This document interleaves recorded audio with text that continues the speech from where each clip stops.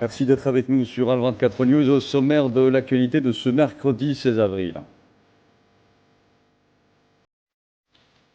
L'entité sioniste fait plus de 20 martyrs dans la bande de Gaza au 30e jour de la reprise de son agression génocidaire, dont une journaliste et 10 membres de sa famille. Le président algérien, chef suprême des forces armées, ministre de la Défense nationale Abdelmadjid Tebboune reçoit ce mercredi le ministre mauritanien de la Défense, des Affaires des retraités, des enfants de martyrs, Hanana Ould Sidi, Ould Hanana et la délégation qui l'accompagne. Alger prend acte de la décision de Paris de rappeler l'ambassadeur de France en Algérie pour consultation et de demander à 12 agents consulaires et diplomatiques algériens de quitter le territoire français. Et puis certaines nations abandonnent le principe de responsabilité et remettent en question leurs engagements. Le président chinois vise les États-Unis dans sa dernière prise de parole. Bonsoir à tous. Plus de 20 Palestiniens sont tombés en martyrs et plusieurs autres ont été blessés au 30e jour de la reprise par l'entité sioniste de son agression génocidaire contre la bande de Gaza, portant le bilan des victimes depuis le 18 mars à 1652 martyrs et 4391 blessés. Et depuis le 7 octobre 2023, au moins 51 025 Palestiniens sont tombés en martyrs et 116 432 ont été blessés.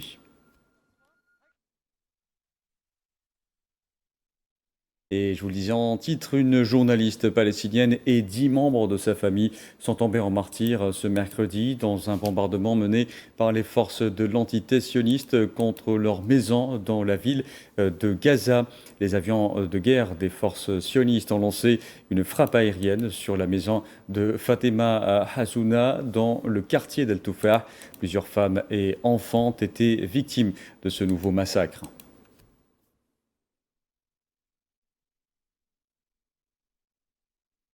L'ONG Médecins sans frontières a annoncé ce mercredi que la bande de Gaza était devenue, en raison des agressions sionistes, ininterrompues et le blocus imposé par l'occupant à l'aide humanitaire, une fosse commune pour les Palestiniens et ceux qui leur viennent en aide. À Jabalia, au nord de la bande de Gaza, les forces de l'entité sioniste continuent de frapper à l'aveugle en décimant des familles entières. Plusieurs personnes, dont 3 enfants, sont tombées en martyrs et d'autres ont été blessées à la suite d'un bombardement n'ayant laissé qu'un tas de gravats. Neila et Hamouda. Dans la panique, les ambulances se frayent un chemin. Les secouristes courent, les civils aussi. Tous cherchent des survivants ou transportent les blessés sur des civières. La mort frappe sans prévenir à Jabalia. Une frappe sioniste a réduit une maison à un amas de béton, faisant plusieurs morts, dont 3 enfants de la même famille. Nous dormions paisiblement chez nous, sans rien. Soudain, un missile a tout détruit, comme vous pouvez le voir. 3 enfants sont morts en martyrs. L'aîné avait environ 10 ans, le deuxième 5 et le troisième, Mouhannad Al-Hassi, environ 3 ans. Il était méconnaissable. Nous les avons retrouvés chez le voisin. D'une maison, il ne reste que des ruines, des murs effondrés, du métal tordu et une douleur sourde qui colle à la peau.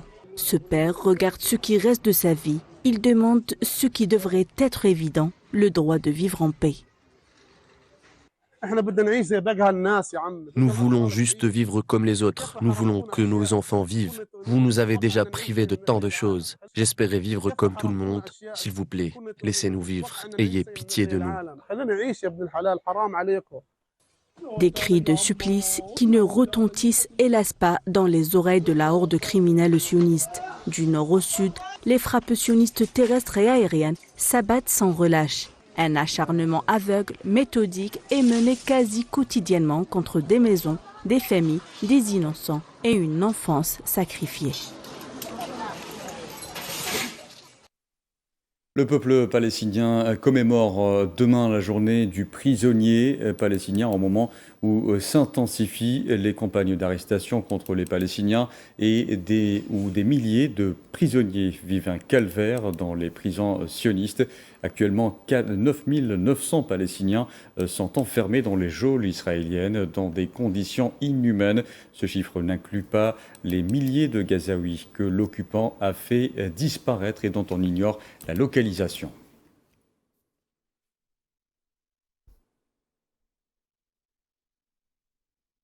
Et pour sa part, le Conseil national palestinien a appelé la communauté internationale à une action urgente pour mettre fin aux crimes commis par l'occupation sioniste contre les détenus palestiniens et à la formation de commissions d'enquête internationales pour enquêter sur ces crimes. Le Conseil a aussi affirmé que la cause des détenus dans les prisons de l'occupation sioniste resterait une priorité et au cœur de la lutte nationale.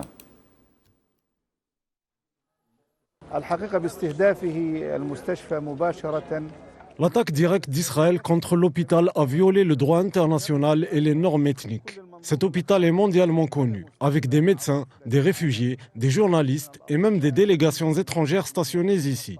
Et pourtant, l'armée israélienne a persisté à bombarder cette zone.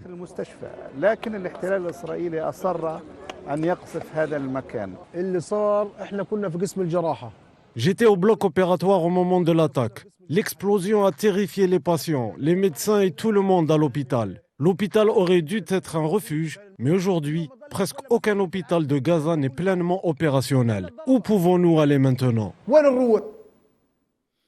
Voilà, c'est donc des condamnations après que l'hôpital Ali a été mis hors service par l'entité sioniste. Par ailleurs, le secrétaire général des Nations Unies, Antonio Guterres, a exprimé sa préoccupation face à la poursuite du blocage par l'occupant sioniste de l'entrée de l'aide humanitaire dans la bande de Gaza, soulignant que la population devait disposer des nécessités de base pour survivre.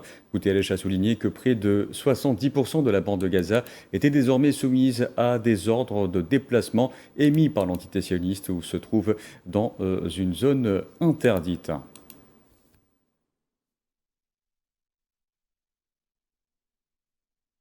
Et des centaines de colons sionistes ont pris d'assaut ce mercredi l'esplanade de la mosquée Al-Aqsa dans la ville occupée d'Al-Quds sous la haute protection des forces de l'entité sioniste. Les colons qui se sont introduits dans l'enceinte de la mosquée par groupes successifs du côté de la porte des Maghrébins ont effectué des rituels talmudiques au 4e jour de la fête juive de Pessah.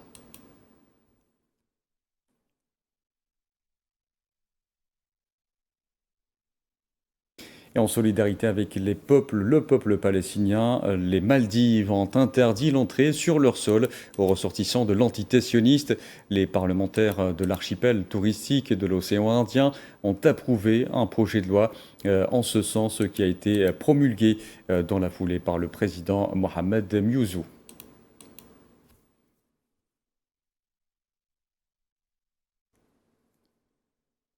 Et au Liban, cette fois, 2 personnes sont tombées en martyrs, dont 2 nouvelles frappes des forces de l'entité sioniste sur le sud du pays ce mercredi, selon le ministère libanais de la Santé, et ce malgré le cessez-le-feu entré en vigueur le 27 novembre.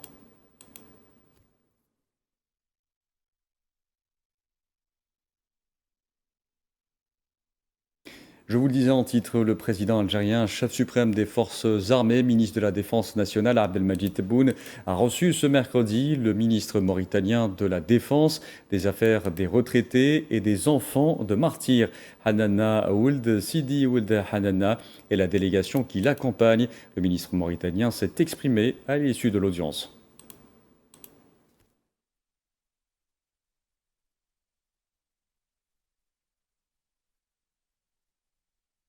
حظيت بشرف الاستقبال J'ai été honorablement reçu par le président de la République algérien Abdelmadjid Tebboune, à qui j'ai transmis les salutations fraternelles de son frère, le président Mohamed Ould Cheikh El Ghazouani, en lui souhaitant santé et prospérité, ainsi qu'au peuple algérien frère, plein de réussite et de développement. J'ai également exprimé toute l'estime portée aux liens solides qui unissent nos deux peuples frères, ainsi que la volonté de renforcer davantage les relations de coopération entre nos deux pays dans le cadre du partenariat stratégique qui les rassemble.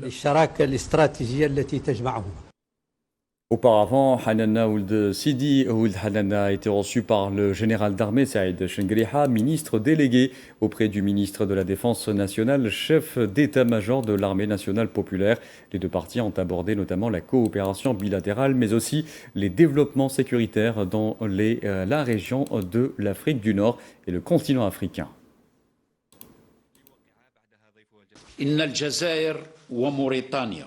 L'Algérie et la Mauritanie, unies par des liens géographiques, historiques et culturels profonds, partagent les mêmes ambitions et font face à des défis similaires. Cette convergence a permis de faire de leurs relations bilatérales un modèle exemplaire à suivre par les pays arabes et africains.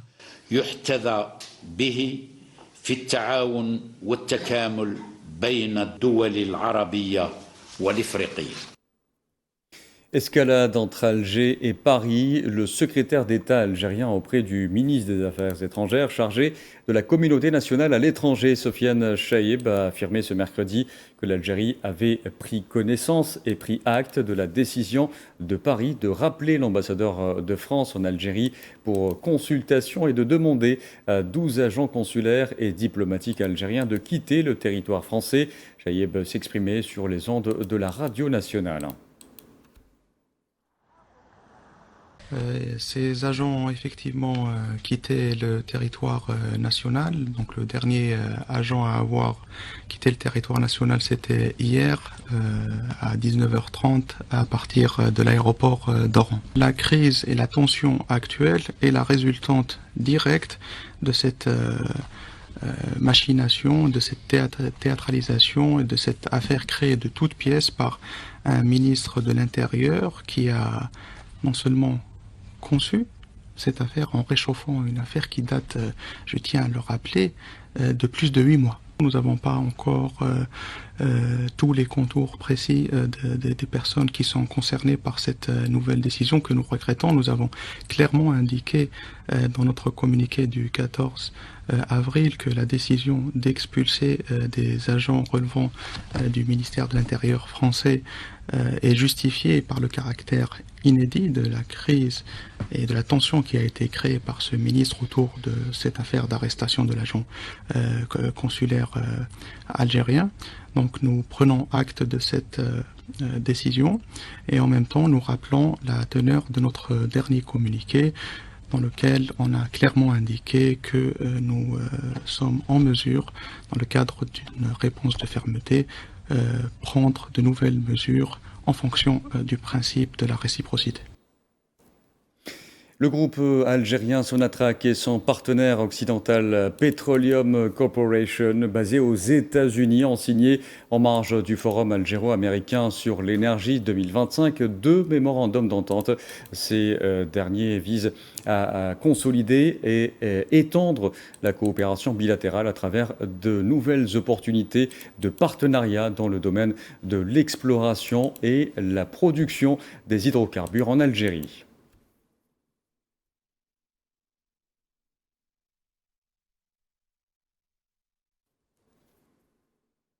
Et puisqu'on parle de coopération, retour à présent sur les 8 mémorandums d'entente signés par l'Algérie et la Chine hier à Alger. Des accords signés en marge du Forum des hommes d'affaires algéro-chinois. Et tout cela avec Mohamed Wali Ben Chaban.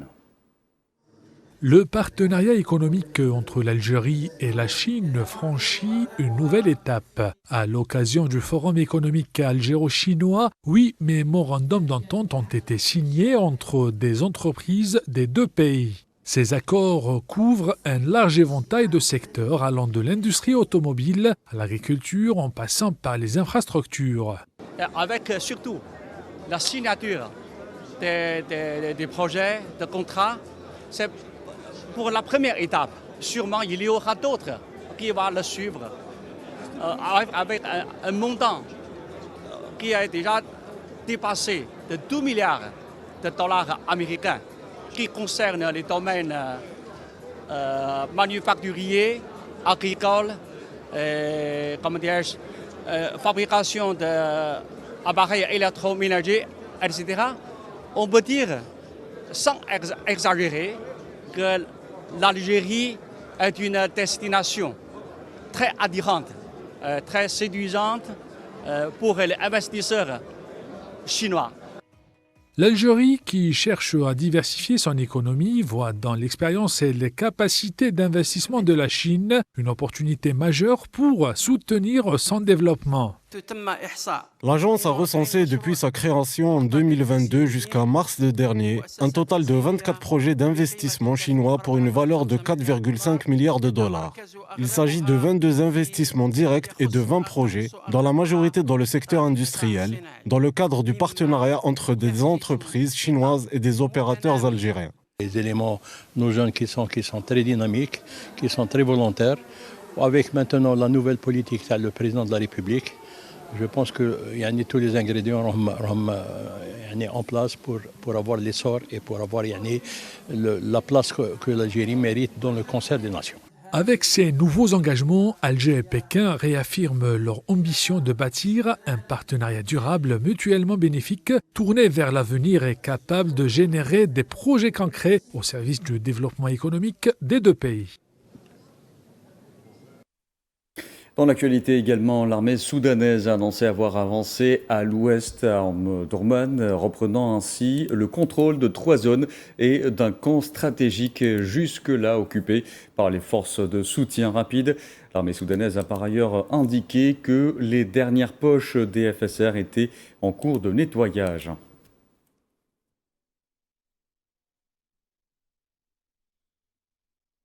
Les Nations Unies ont appelé ce mercredi la communauté internationale à agir pour empêcher un cauchemar humanitaire au Soudan du Sud, où la spirale des violences plonge déjà le pays dans l'une des pires situations humanitaires depuis son indépendance en 2011. C'est ce qu'a notamment souligné le chef de la mission de l'ONU au Soudan du Sud, la MINUS, Nicolas Haysom, devant le Conseil de sécurité, soulignant une nouvelle fois le risque d'une rechute dans un conflit généralisé.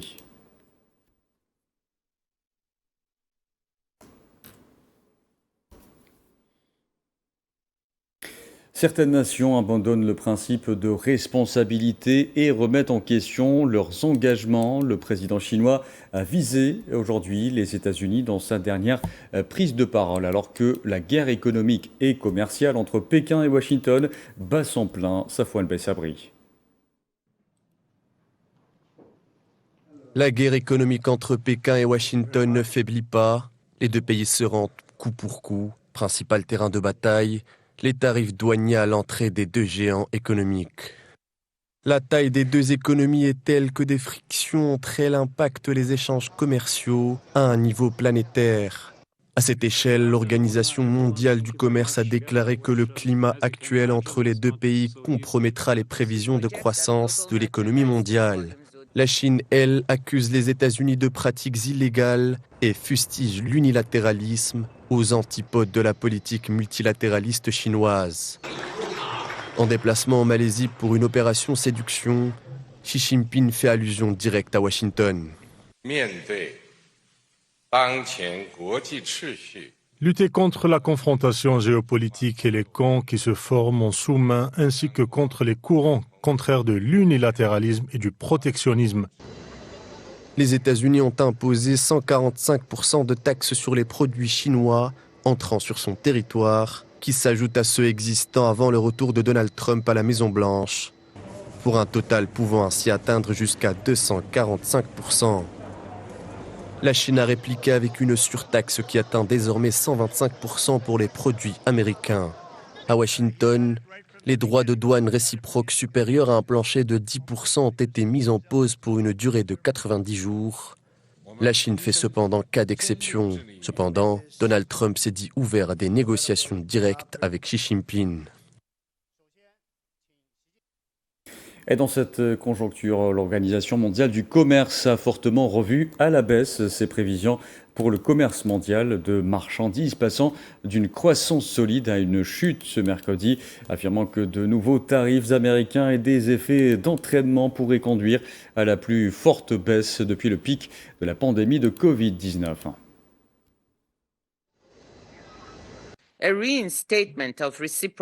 Alors que les échanges commerciaux entre les États-Unis et la Chine ne représentent qu'environ 3% du commerce mondial de marchandises, un découplage entre les deux grandes économies pourrait avoir de lourdes conséquences s'il contribue à une fragmentation plus large de l'économie mondiale, selon des critères géopolitiques en deux blocs isolés. Selon nos estimations, le PIB mondial serait réduit de près de 7% sur le long terme. C'est un chiffre considérable. Le commerce des services, bien que non directement soumis aux droits de douane, devrait également être affecté. Le déclin du commerce des biens réduira la demande de services connexes, tels que le transport et la logistique, tandis que les incertitudes économiques plus générales devraient freiner la demande de services liés au voyage et à l'investissement. Par conséquent, le volume du commerce mondial des services, et je tiens à souligner qu'il s'agit du volume et non pas de la valeur, devrait désormais croître de 4% en 2025 et de 4,1% en 2026, soit bien en deçà des projections de référence de 5,1% et 4,8% sans les modifications tarifaires.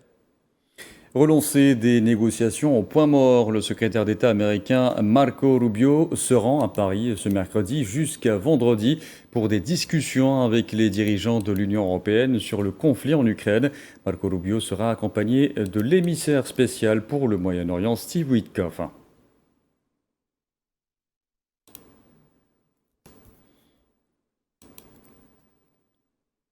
Et tout de suite, parlant sport, football, d'abord en Algérie avec les deux rencontres des demi-finales de la Coupe d'Algérie disputées hier. On connaît désormais les noms des deux finalistes. On en parle avec vous, Faisal Salah. Bonsoir. Bonsoir Abdelkader. Alors on aura droit finalement à un derby algérois CRB USMA. Exactement, la finale de la Coupe d'Algérie opposera donc l'USM Alger et le Chebab Riadi Belouizdad. Les deux clubs algérois qui ont réussi à atteindre ce stade. Le CRB a validé son billet hier, plus tôt dans la journée, à Oran, stade Miloud Hatfi d'Oran face au Moudia Al Bayed. En but à 0, c'est en seconde période que Méziane a ouvert la marque, il a inscrit l'unique but de la partie. C'est une courte victoire, mais elle est précieuse pour le Chebab Riadi Belouizdad, le CRB donc, qui s'est qualifié. C'est la troisième qualification de Chebab Riadi Belouizdad en finale de la Coupe d'Algérie. On parle de la troisième qualification, troisième finale consécutive, juste avant le Covid, parce que quand on revient avant le Covid, en 2019, Chebab Riadi Belouizdad, le CRB, était le vainqueur de la Coupe d'Algérie. Plus tard dans la journée d'hier, la journée de mardi, l'USM Alger, dans un derby algérois, on a vu la demi-finale, la deuxième de finale se disputer. Dans le temps réglementaire, on a vu un 0-0, des occasions d'une part et d'autre, face à une équipe coréenne de l'USM Al-Harrach qui ne joue pas en Division 1, donc il ne joue pas en Ligue 1. Et cette équipe Al-Harrach a montré sa qualité parce qu'elle vient de loin. Quand on revoit son parcours, éliminer la JS Kabylie, l'USM de Mostaganem, des équipes de la première division. Et hier, on s'est dit, au début du match, on s'est dit que sur le papier, l'USM Alger était favori. Mais quand on revoit le match, on voit que l'USM Al-Harrach a tenu tête face à cette équipe de l'USM Alger. 120 minutes, plus que 120 minutes de jeu. Et l'USM Alger s'est qualifié grâce à un penalty qui a été sifflé à l'aide de la VAR. Donc signé Adem Alilet, qui était expulsé d'ailleurs lors de cette partie et qui sera absent lors de cette finale. Cette finale marquera la 6e confrontation entre les deux équipes. Je vous propose d'aller en Europe à présent pour parler de la Ligue des Champions. Deux belles affiches ce soir, Faisal Salah. Le Real Madrid tentera une remontada face à Arsenal, tandis que le Bayern de Munich n'aura pas la tâche facile face à l'Inter de Milan. Abdelkader, qu'est-ce qu'on peut dire sur ce match Arsenal-Real Madrid, to be or not to be pour le Real? Parce que le Real, on peut dire, il est tombé à Arsenal, il est tombé à Londres, à l'Emirates Stadium, 3-0, une défaite qu'on n'attendait pas, un merveilleux Declan Rice, 2 coups francs, 2 buts. Et un but de Merino, 3-0, c'était compliqué pour le Real Madrid de revenir lors de ce match. Mais là, on parle de remontada, et remontada, c'est un mot espagnol qui devient de plus en plus connu à travers le monde. Et on a vu Carlo Ancelotti face à la presse, il le disait, j'ai confiance j'ai confiance à cette équipe, dans mon équipe, cette équipe de Real Madrid qui est habituée au remontada ces dernières années en Ligue des Champions. On connaît que c'est la compétition préférée des Madrilènes, mais aujourd'hui la compétition est difficile. Il a dit nous avons les qualités pour renverser la situation ainsi que l'engagement, l'expérience, et ce qui est important, le soutien du public. Arsenal veut vraiment aller jouer la demi-finale parce qu'il n'a pas atteint ce stade depuis 2009, et on rappelle qu'entre le Real et Arsenal, la dernière partie remonte à 2006. Là où on a vu Arsenal battre et se qualifier pour les quarts de finale grâce à un but de Thierry Henry au Bernabéu. Et on rappellera juste avant de se quitter que le Bayern Munich dans la deuxième affiche du soir n'aura pas la tâche facile à l'Inter de Milan. Merci beaucoup Faisal Salah pour ces précisions. Et c'est la fin de ce journal. Merci à vous de l'avoir suivi. Excellente soirée à tous.